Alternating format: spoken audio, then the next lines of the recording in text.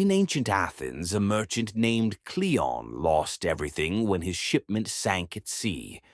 Overnight, the wealth he had trusted in vanished.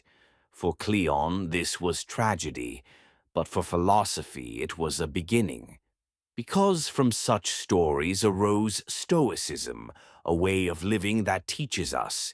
It is not events that define us, but how we meet them. Life is full of moments like this, unexpected, uncontrollable. The Stoics saw them not as punishments, but as tests. The world is unpredictable, but the mind can always be trained. This was their radical insight. We cannot control life, but we can always control how we respond. Epictetus, born a slave, said, "True freedom comes not from chains being broken, but from knowing no one can enslave your thoughts." Marcus Aurelius, Emperor of Rome, wrote private notes reminding himself to stay calm and just, even while ruling an empire.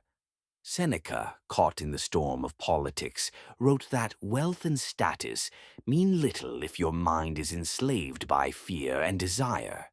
To live stoically was not to be cold, but to be steady.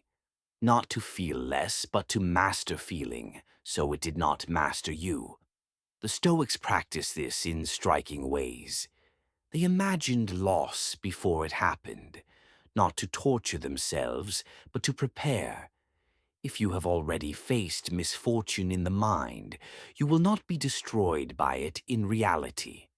They practiced simplicity, fasting, sleeping on the ground, to prove that comfort is optional, but strength is essential. At the core of Stoicism is the dichotomy of control. What belongs to us, our choices, our character. What does not, fortune, reputation, the turning of the world. The moment you separate these, life changes. Energy once wasted on what you cannot command is returned to what you can. Your own actions, your own perspective.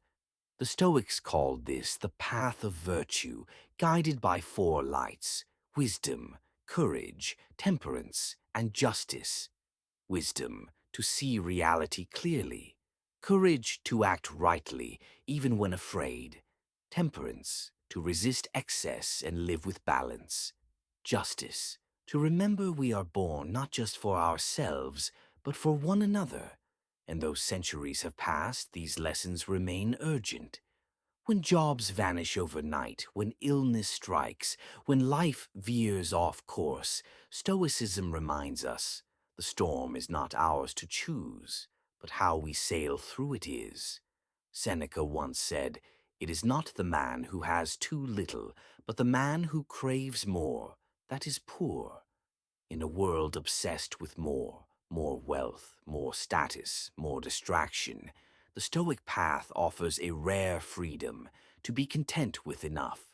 The truth is, everything we cling to will pass, fortune, health, even life itself. But our choices, to live with wisdom, courage, temperance, and justice, those remain.